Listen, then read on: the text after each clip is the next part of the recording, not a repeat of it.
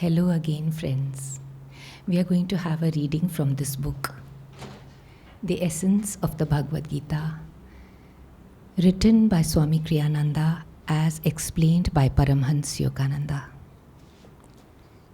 This verse, which is from chapter 4, verse number 35, says, "Having fully received that wisdom from a true Guru, O Pandava, you will never again fall into delusion, for you will behold all creation contained within your expanded self, and then behold it in me, beyond all creation." In this verse, let us take one part.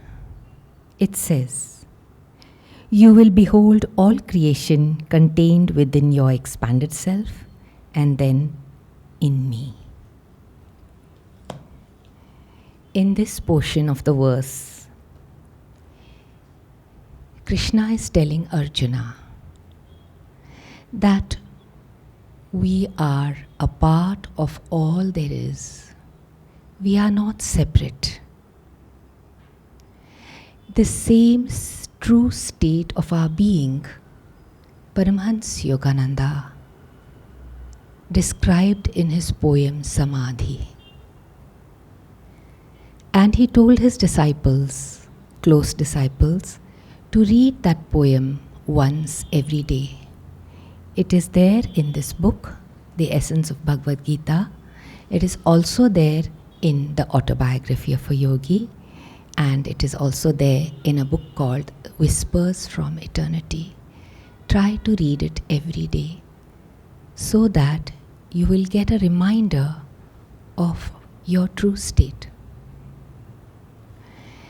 Now, from our daily life, what can we do to remind us more and more about this true state of ours, that we are a part of everything, we are not separate?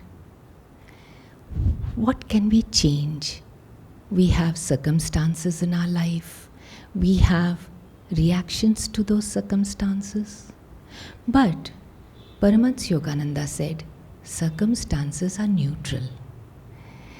The positive and the negative part of it comes from our heart's reactions to those circumstances. And for a certain circumstance, there can be so many reactions. So many. So, depending on that reaction, we give that circumstance a positivity or a negativity. Supposing we react to a circumstance and we feel, oh, it's okay, it's just a passing thought, a passing small act. What does it matter? It matters. Swami Kriyananda in this book explains every act, in fact every thought, has a specific consequence and is binding to us. So now we have to be so careful. There's one more part of our human nature, that if a thought comes to us, it gets embedded into us and becomes a force, and that is the power of habit. So thoughts thought continuously or actions taken place in the same way again and again form habits. It's interesting that in the Mahabharata and therefore in the Bhagavad Gita, the characters are actually our own tendencies. For example, Duryodhana is called King Material Desire, which means our own tendencies towards the desires of this world. Bhishma Pitamaha represents ego. We can know from the story that he laid on a bed of arrows and yet could not be killed. In the same way, the ego cannot be killed. It has to offer itself up in the form of self-offering. In the same way, habit. Dronacharya represents habit. Now, Dronacharya is a very interesting role in the Mahabharata and the Bhagavad Gita. He is the teacher of the Pandavas as well as the Kauravas. He teaches them martial arts and, more importantly, archery, because in those days the main weapons were bow and arrow. Now, Swamiji says in his explanation, our spine is the bow. Just how when we string the bow, then the string is the spine and the round part of the bow is the front part of our body. And the arrow represents our power of concentration. And that power of concentration is broadcast through the spiritual eye. How we concentrate for anything. For success we need concentration. For meditation we need concentration. So those are good habits. Like the power of concentration is a good habit. Now coming back to Dronacharya, Arjun was his best pupil. And one day the story goes that he wanted to test his students. So he asked them to strike off the head of a bird which was seated in a high up limb of the tree. So as the students came to shoot the bird one by one, before they shot, he asked them the question, "What do you see?" Every student said, "I see the bird, the sky, the branches of the tree, the passing clouds." To that effect, every student gave an answer and was allowed to shoot. Nobody was able to succeed. When it was Arjun's chance to shoot, Dronacharya asked him, "What do you see?" And Arjun said, "I see the head of the bird." Dronacharya asked, "You don't see anything else? Nothing else?" And Arjun said, "Nothing else." And Dronacharya smiled and said, "Shoot." And straight away Arjun shot at the head of the bird. If Dronacharya's best pupil was Arjun, why did he side the Kauravas? As I said, Dronacharya represents in us habit. So we should understand that habit always takes the side of our worldly tendencies. So in the battle of our higher self and our good tendencies and upward flowing tendencies and the downward pulling tendencies towards the worldly temptations, habit will always take side of the worldly tendencies. Now we need to change our bad habits into good habits, and that is a Herculean task. We have to change them one by one by one. Who knows, by the time we have worked upon one habit and succeeded completely, it may take an incarnation, and it will take a very long time to change the bad into good. And yet the good habits, they take us to the way of goodness and uplift us, take us to the spiritual path, keep us there for some time. But we cannot have spiritual victory only by the power of habit. What we need is superconscious inspiration. With that, what flows in us?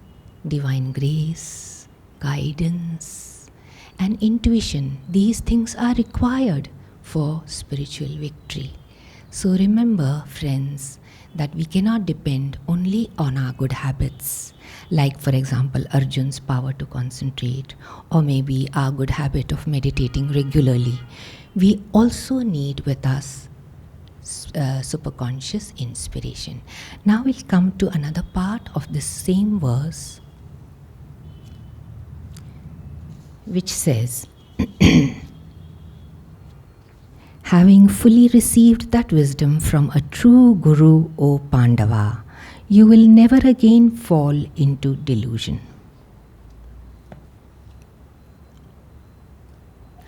Here, Krishna is telling Arjun about the importance of the Guru. If we have seen a bar magnet, and also side by side we see a bar of plain iron, what is the difference between them both? The molecules in the bar magnet are having a certain direction, all of them. And the molecules in the plain bar of iron has the same molecules, but they are turned every which way so that in the end the effect is not there. In the same way, we as humans also have magnetism. We have our qualities, and if we use all our good qualities and focus in one direction, we will come to know that we have miraculous results. But if our qualities are very haphazardly directed, then we will not be effective people. So, how to develop magnetism? Because magnetism is the key for every success. You may have heard many people saying, "Oh, I try so hard to be good, but I fail." Some other people say, "How hard I'm trying, but yet I cannot succeed," maybe in their businesses or any other endeavor. And some people say, "I'm trying to overcome this habit, but it comes back again and again." What do we need for this? So, the Bhagavad Gita has a very practical method as an answer for this. Because we need to change our bad habits into good, or downward pulling tendencies into upward pulling tendencies, the Bhagavad Gita says, the Guru is the most important person you need on the spiritual path. Take for example, a strong bar magnet. Place it next to a simple a simple iron bar. Gradually and gradually, the simple iron bar will start gaining magnetism. And the same is the case with the Guru when we as disciples, not all disciples, those that tune in to the Guru's consciousness. We are next to the Guru, we tune into the Guru, then the Guru with his power transfers some of his magnetism to us, just like how in nature the bar magnet gives its power to the normal iron bar. The Guru, by this power, changes the channel of flow of energy, and with the help of that, all our vrittis which lie in the spine, they are carried away by the strong energy flow upward to the spiritual eye, where they are neutralized. And this, when all our vrittis get neutralized, then comes the definition of Patanjali, who said, Yogas Chitta Vritti Nirodha. When all the vrittis which we have are neutralized, we will have yoga, which is union with the divine. And so this verse shows you the utmost importance of having a true Guru, that is a Satguru. Jai Guru.